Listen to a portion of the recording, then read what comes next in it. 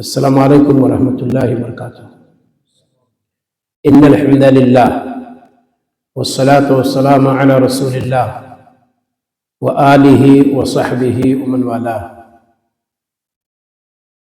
اعوذ باللہ من الشیطان الرجیم۔ وَإِذَا سَأَلَكَ عِبَادِي عَنِّي فَإِنِّي قَرِيبٌ أُجِيبُ دَعْوَةَ الدَّاعِ إِذَا دَعَانِ۔ وقال نبينا المصطفى صلوات الله وسلامه عليه لا يرد القدر الا الدعاء۔ برادران اسلام، میرے دینی اور ملی بھائیوں، بزرگوں، دوستوں، غزوہ احد کا تذکرہ انشاءاللہ کل کریں گے۔ آج ایک بہت اہم مسئلہ ہے، اہم ہے لیکن اسے ہم اور آپ معمولی سمجھتے ہیں، اور وہ ہے دعا۔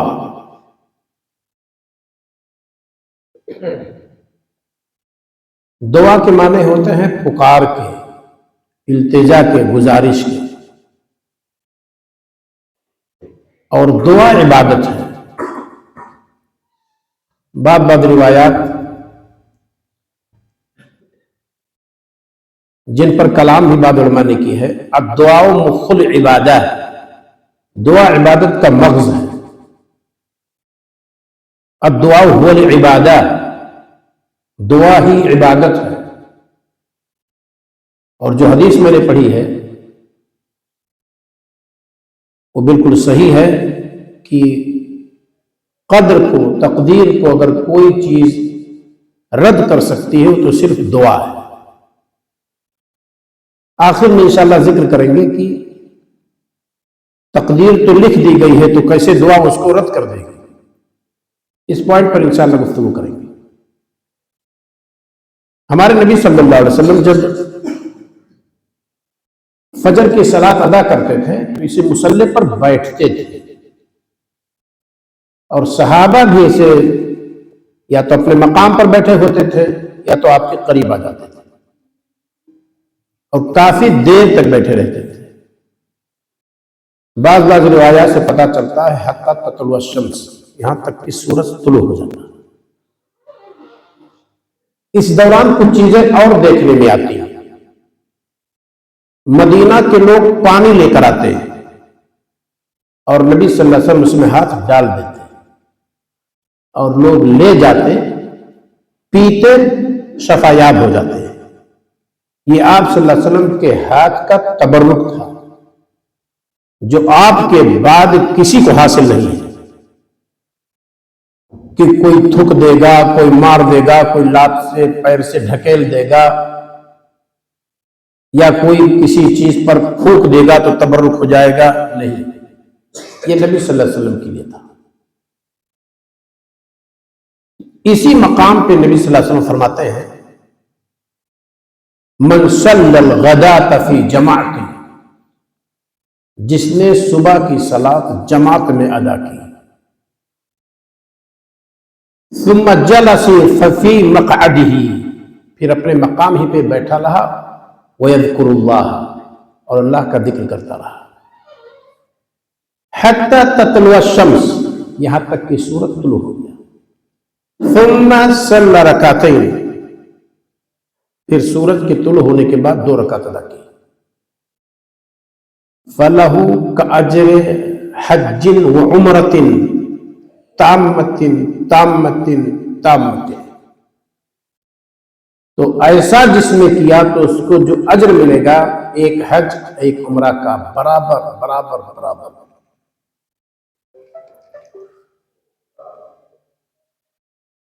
پہلی شرط وہ گھر سے نکلا، بعد روایت میں ہے کہ صرف اللہ کی عبادت اس کو نکالتی ہے۔ دوسری چیز جماعت کے ساتھ صلاۃ ادا کی۔ تیسری چیز اپنے مقام پہ بیٹھا رہا۔ چوتھی چیز آپس میں گفتگو نہیں، ہم لوگ بسا اوقات آپس میں گفتگو کرنا شروع کر دیتے ہیں۔ ٹھیک ہے، کوئی دنیاوی کوئی اخروی فائدہ ہے تو آپس میں گفتگو کر سکتے ہیں، میٹنگیں نبی صلی اللہ علیہ وسلم نے مسجد میں کی ہے، کوئی مسئلہ نہیں ہے، لیکن دنیاوی معاملات آج و کل کی بات ہے، یوں ہی اس کے لیے محفل مسجد میں نہ جمائیے۔ کبھی کبھار میں دیکھتا ہوں جماعت ادھر ہوئی ابھی ختم ہوئی ہے، کچھ لوگ باہر کھڑے ہو کرتے ہیں اسٹینڈنگ کانفرنس، نہ، یہ سب غلط ہے۔ مسجد آپ کو اجازت دیتی ہے کہ آپ اللہ کی عبادت کیجیے، اس میں آپ کو گفتگو کرنی ہے چوپال میں بیٹھیے، اپنے گھر کی ریسیپشن روم میں بیٹھیے یا کہیں اور جا کر بیٹھیے، یہ مسجد اس کے لیے نہیں ہے، چاہے گول میز کانفرنس ہو، چاہے اسٹینڈنگ سسٹم ہو، جو بھی سسٹم ہو۔ لہذا جو بندے عبادت کر رہے ہوتے ہیں، آپ کا کھٹ پٹ کرنا یا کوئی اور گفتگو کرنا سب کو ڈسٹرب کرتا ہے، تشویش میں ڈالتا ہے۔ اس وجہ سے اس کا خیال مسجد میں ضروری ہے۔ یہ مسجد میں جتنا امام کا حق ہے عبادت کرنے کے لیے، اتنا ایک ادنا آدمی کا جو اس مسجد کا رخ کرتا ہے اس کو بھی حق ہے۔ لہذا کوئی بندہ کسی کو ڈسٹرب نہ کرے، تشویش میں نہ ڈالے۔ یہ پروگرام جو شروع کر دیا جاتا ہے وہ اس لیے شروع کر دیا جاتا ہے تاکہ آپ کا ٹائم بچے، کیونکہ کچھ لوگ نوافل زیادہ پڑھتے ہیں، تو جب اس کا انتظار کیا جائے گا تو سب کا انتظار کیا جائے گا، تبھی شروع کیا جائے گا، تو آپ لوگ پریشان ہوں گے۔ اگر کوئی 2 رکعت موقع سنت پڑھ لی، 1 رکعت وتر پڑھ لی، 3 رکعت بعد فارغ ہو گئے، اب وہ انتظار کر رہے ہیں۔ ہم میں سے کوئی 5 رکعت وتر پڑھتا ہے یا 3 رکعت وتر پڑھتا ہے یا 9 رکعت وتر پڑھتا ہے، اجازت ہے اس کو، تو اب ہم 9 رکعت والے کا جب انتظار کریں گے تو سب کو پریشانی ہوگی۔ اس لیے پروگرام پہلے کر دیا جاتا ہے، پھر اس کے بعد آپ آزاد ہیں، جتنا چاہے پڑھیں، اس کے بعد اپنے گھر جائیں۔ تو اس میں چوتھی چیز یہ ہے کہ وَيَذْكُرُ اللَّهَ، وہ اپنے مقام پہ بیٹھا رہا، اللہ کا ذکر کرتا رہا، سبحان اللہ، الحمدللہ، لا الہ الا اللہ، اللہ اکبر، لا حول ولا قوة الا باللہ، سبوح القدوس رب الملائکۃ والروح، سبحان ذی الجبروت والملکوت والکبریاء والعظمۃ، سبحان اللہ بحمدہ، سبحان اللہ العظیم، یہ سب اذکار ہے۔ اور سورج طلوع ہوا تو 2 رکعت صلاۃ ادا کی۔ بعد روایات میں ہے قدر ربح، سورج ایک نیزہ کے برابر بلند ہو گیا زمین سے نکلنے کے بعد، تب ادا کیا، لیکن یہ روایت صحیح نہیں ہے۔ اور وہ قدر ربح یعنی اس کو ہمارے ہاں نیزہ بولتے ہیں اور در خانہ بولتے ہیں۔ در مانے جگہ، خانہ مانے کھودنے کا آلہ، جگہ کھودنے کا آلہ ہوتا ہے، 2 فٹ 2.5 فٹ کا اس کا دستہ ہوتا ہے، اور آخر میں لوہے کی انی لگی رہتی ہے جس سے کھانا بدوش لوگ لیے رہتے ہیں، جہاں چاہے ہو کھود کر کے پول لگا دیے اور اپنا خیمہ نصب کر دیے، ہو گیا۔ تو وہی ہے قدر ربح، ربح اسی کو بولتے ہیں، لیکن یہ روایت میں نے کہا صحیح نہیں ہے۔ اندازہ کی ہے محمد بن صالح العثیمین رحمہ اللہ اور شیخ ابن باز رحمہ اللہ نے کہ تقریباً ربع ساعہ، 15 چوکا 60، یعنی 15 سورج نکلا 15 منٹ کے بعد یہ 2 رکعت پڑھ لیں۔ لیکن اگر سورج نکل آیا ہے تو وہیں سے وقت شروع ہو جاتا ہے، اس میں منٹ اور سیکنڈ کا کوئی مسئلہ نہیں، کیونکہ یہ روایت ضعیف ہے۔ تو یہ ہے اس وقت جس نے ادا کر لی تو اس کو ایک حج اور ایک عمرہ کا اجر ملتا ہے، اور پورا اس حدیث کو علامہ ناصر الدین البانی رحمہ اللہ کہتے ہیں کہ حسن ہے، یعنی عمل کے اعتبار سے قابل قبول ہے۔ محمد ابن عثیمین رحمہ اللہ فرماتے ہیں استاذ محترم کی اگر کوئی یہ کہے کہ اتنا اجر کیسے ہے، تو کہتے ہیں کہ اجر و ثواب اللہ کا فضل ہے، یعطیہ من یشاء علی من یشاء، اجر و ثواب اللہ کا فضل ہے، جس کو چاہے دے، جتنا چاہے دے، اور جس چیز پر چاہے دے۔ اللہ تعالیٰ کے خزانے میں کچھ کمی ہے؟ کچھ نہیں۔ تو ہم اور آپ وزن کرنے لگتے ہیں۔ آپ ذرا دیکھیے کتنا چھوٹا سا عمل، من توضأ نحو وضوء ھذا، جس نے ہمارے اس وضو کرنے کی طرح سے وضو کر لیا، ثم قال اشہد ان لا الہ الا اللہ واشہد ان محمدا عبدہ ورسولہ، فتحت لہ ابواب الجنت الثمانیہ، ایسے بندے کے لیے جنت کے 8 دروازے کھول دیے جاتے ہیں۔ وضو کیجئے، یہی دعا پڑھ لیجیے، کتنا بڑا اجر ہو گیا۔ من قال لا الہ الا اللہ بصدق قلبہ دخل الجنہ، جس نے سچے دل سے لا الہ الا اللہ کہا وہ جنت میں داخل ہوگا۔ اسے ہم اور آپ نہیں کم کر سکتے ہیں، دوسری حدیث صحیح مسلم کی ہے، اللہ کے رسول صلی اللہ علیہ وسلم نے کہا کہ من شہد من قال اشہد اللہ الہ الا اللہ، جس نے کہا کہ میں گواہی دیتا ہوں کہ معبود حقیقی صرف اللہ ہے، واشہد ان محمد رسول اللہ، اور میں گواہی دیتا ہوں کہ محمد صلی اللہ علیہ وسلم اللہ کا بندہ اور رسول ہے، واشہد ان عیسیٰ عبد اللہ ورسولہ، اور میں گواہی دیتا ہوں کہ عیسیٰ علیہ السلام اللہ کا بندہ اور رسول ہے، وَكَلِمَتُهُ أَلْقَاهَا إِلَى مَرْيَمَ، اور عیسیٰ علیہ السلام اللہ کا کلمہ ہے ڈالے گئے مریم کی طرف، وَالرُّوحُ مِنْهُ، اور روح اللہ تعالیٰ کی طرف سے ہے، وَالْجَنَّةُ حَقٌّ وَالنَّارُ حَقٌّ، جنت برحق ہے جہنم برحق ہے، أَدْخَلَهُ اللَّهُ الْجَنَّةَ، ایسا کہنے والے کو اللہ جنت میں داخل کرے گا، عَلَى مَا كَانَ مِنَ الْعَمَلِ، عمل کچھ بھی ہو۔ اب آپ کہیں گے، ہم کہیں گے یہ نہ کرا ہو تو، وہ نہ کیا ہو تو، یہ نہ کیا ہو تو، سب بھول جائیے، جو بھی عمل اس کا رہا۔ کیا نبی صلی اللہ علیہ وسلم اس کو نہیں جانتے تھے؟ کیا صحابہ اعتراض نہیں کر سکتے تھے؟ کر سکتے تھے۔ تو کسی بھی چھوٹے عمل پر اگر اجر زیادہ اللہ تعالیٰ دینا چاہے تو دے سکتا ہے۔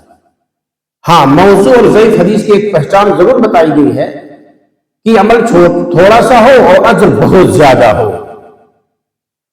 تو یہ علامت ضرور ہے، لیکن ہر حدیث جس میں اجر تھوڑا ہو عمل زیادہ ہو اور اجر زیادہ ہو تو وہ ضعیف ہو جائے؟ نہیں، کوئی ضرور نہیں، وہ صحیح بھی ہو سکتی ہے۔ یہ جو حدیثیں میں نے بیان کی سب صحیح ہے۔ تو یہ اجر جو ہم نے ذکر کی ہے، یہاں ایک کلمہ ہے اسی سے میں لیا ہوں، یذکر اللہ، وہ بیٹھ کر اللہ کا ذکر کر رہا ہے۔ یہ اللہ کا ذکر بہت بڑی چیز ہے۔ الا بذکر اللہ تطمئن القلوب، سنو، اللہ کے ذکر سے دل مطمئن ہوتا ہے۔ تمام بیماریاں ہمیں اور آپ کو گھیرے رہتی ہیں، سکون چاہیے تو اللہ کا ذکر کرتے رہیے، یہاں مسجد میں بیٹھ کر، گھر پر بھی، چلتے پھرتے بھی، جب بھی چاہیے کرتے رہیے۔ تو اس عمل کو ہم اور آپ ہفتے میں اگر ڈیوٹی کرتے ہیں تو ہفتے میں ایک دن چھٹی رہتی ہے، اس دن کر لیا کریں۔ جمعہ پر چھٹی پاتے ہیں تو اس دن ہی عمل کر لیا کیجئے۔ اتنا ٹائم کہاں ہے؟ فجر کے بعد چلے جاتے ہیں، کپڑا صحیح کرتے ہیں، نہاتے دھوتے ہیں، ڈیوٹی کا وقت ہو جاتا ہے، ہفتے میں ایک دن چھٹی ملتی ہے تو اسی دن کام کر لیا کیجئے کہ یہ اجر مل جایا کرے۔ بس عمل ہلکا سا ہے اور اجر بہت زیادہ ہے۔ اچھا، کیا کوئی شخص یہ کر لے تو پھر حج کی ضرورت ہی نہیں ہے؟ بھئی پورا جب حج کا اجر مل گیا تو کیا حج کی ضرورت ہی نہیں ہے؟ نہیں، یہ جزا میں برابر ہے کہ اگر جائیں گے مال اور بدن صرف کریں گے تو حج پائیں گے، حج کریں گے، اور یہاں بیٹھ کر یہ کام کر لیں گے تو بھی حج کا اجر ملے گا۔ لیکن کون سا حج کفایت کرے گا کہ فرض ساقط ہو جائے، گنہگار نہ ہوں؟ وہ یہاں بیٹھ کر کے حج نہیں، وہ وہاں جانا پڑے گا، حرم میں اور مشاعر میں اور منی، مزدلفہ اور عرفات میں جو مناسک اس کو ادا کرنا ہوگا، تب وہ حج مکمل ہوگا، جس کے بدلے کے بارے میں اللہ کے رسول صلی اللہ علیہ وسلم فرماتے ہیں، لیس لہ الجزاء الا الجنہ، الحج المبرور لیس لہ الجزاء الا الجنہ، مقبول حج کا بدلہ جنت ہے۔ نہیں توفیق ہوئی تو کم سے کم یہ اجر یہی بیٹھ کر کے حاصل کر لیجیے۔ ہم نے حدیث کو ٹٹول کر کے تقریباً 11 عمل ہم نے تلاش کیا ہے جس میں یہ موجود ہے کہ ہم یہی بیٹھ کر کے حج کا اجر پا سکتے ہیں، انہی میں سے ایک یہ ہے۔ اور کبھی موقع ملا اگر تو یا تو چھاپ کر کے آپ کو دے دوں گا، وہ لکھا بھی ہوا ہے، حج کے ایام میں اس کو عام طور پر میں پوسٹ کے طور پر بھیجتا ہوں، تاکہ جو گھر ہی پر بیٹھے ہیں اگر چاہے تو حج کا اجر گھر ہی پر بیٹھ کر کما سکتے ہیں اس طرح سے۔ لیکن جو حج کفایت کرے گا، کہ نبی صلی اللہ علیہ وسلم نے فرمایا جس کے پاس طاقت ہو پھر بھی حج نہ کرے تو یہودی ہو کر مرے یا نصرانی ہو کر مرے، ہمیں کچھ لینا دینا نہیں ہے، وہ یہ حج کام نہیں کرے گا، وہاں ہمیں اور آپ کو جانا ہوگا۔ ذکر کے تعلق سے میں نے گفتگو کی ہے، اور دعا ہے، دعا کی 2 قسمیں ہیں، دعائے عبادت، دعائے مسئلہ۔ ایک دعا ہے عبادت اسے کہتے ہیں، جس میں بندہ اللہ کی تعریف کرتا ہے، اس کی پاکی بیان کرتا ہے، اس کی بہتر سے بہتر صفت اور اس کی بڑائی بیان کرتا ہے، جیسے الحمدللہ، سبحان اللہ، لا الہ الا اللہ، اللہ اکبر، اللہم لا مانع لما اعطیت ولا معطی لما منعت ولا ينفع ذا الجد منک الجد. یہ سب دعائے عبادہ ہے، اس میں مانگتا کچھ نہیں بندہ، اللہ کی تعریف بیان کرتا ہے. یہ بھی صرف اللہ کے لیے ہے کیونکہ یہ عبادت ہے، یہ غیر اللہ کے لیے نہیں ہے. اور ایک دعائے مسئلہ ہے جس میں بندہ اپنی ضرورت اللہ کے پاس رکھتا ہے. اللہم اغفر لی، اے اللہ مجھے بخش دے. نبی صلی اللہ علیہ وسلم نے فرمایا انجز لی ما وعدتنی، اس کو پورا کر دے مولا جس کا وعدہ کیا. اللہم اعطنی ما وعدتنی، اے اللہ دے دے مجھے جس کا تو نے مجھ سے وعدہ کیا. مسجد سے نکلتے ہیں اللہم انی اسألک من فضلک، اے اللہ میں تیرے فضل کا متلاسی ہوں. آپ داخل ہوتے ہیں اللہم افتح لی ابواب رحمتک، اے اللہ میرے لیے اپنے رحمت کا دروازہ کھول دے. اس کو دعائے مسئلہ کہتے ہیں. اسے یا دعائے عبادہ اگر غیر اللہ کے لیے کسی نے کی تو وہ شرک اکبر میں جائے گا، اور شرک اکبر کا مرتکب اس کے سارے اعمال برباد ہوتے ہیں. غور کیجیے گا. آپ نے کہا یا علی المدد، آپ نے یا اللہ نہیں کہا، یا غوث المدد. یہ بتائیے انبیاء علیہ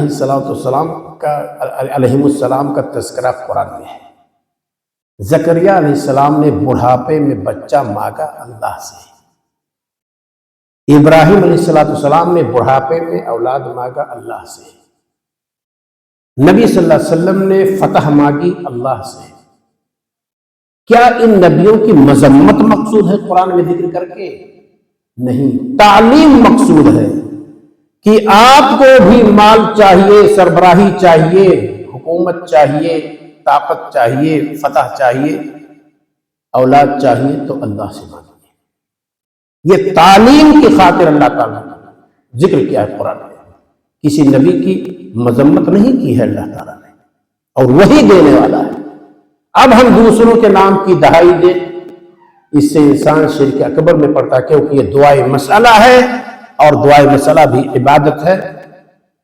اس سے انسان دائرہ اسلام سے نکل جاتا ہے. لیکن ہم اور آپ کہہ نہیں سکتے اس کو، کیونکہ امت کی ایک بہت بھاری تعداد اس میں پڑی ہوئی ہے اور صبح شام ہم یہ نعرے سنتے ہیں.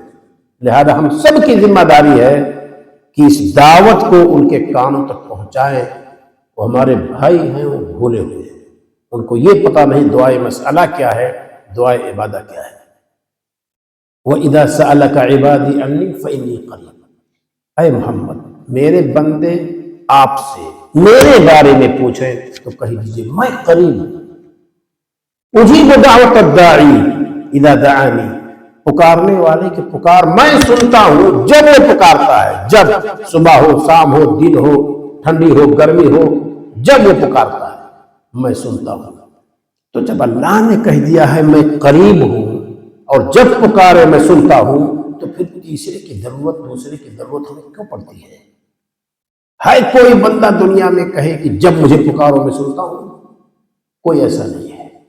خود وہ اللہ تعالیٰ کو سناتا ہے. ولیوں کی ولایت، ان کی فضیلت کس وجہ سے ہے کہ اللہ نے ان کو نوازا.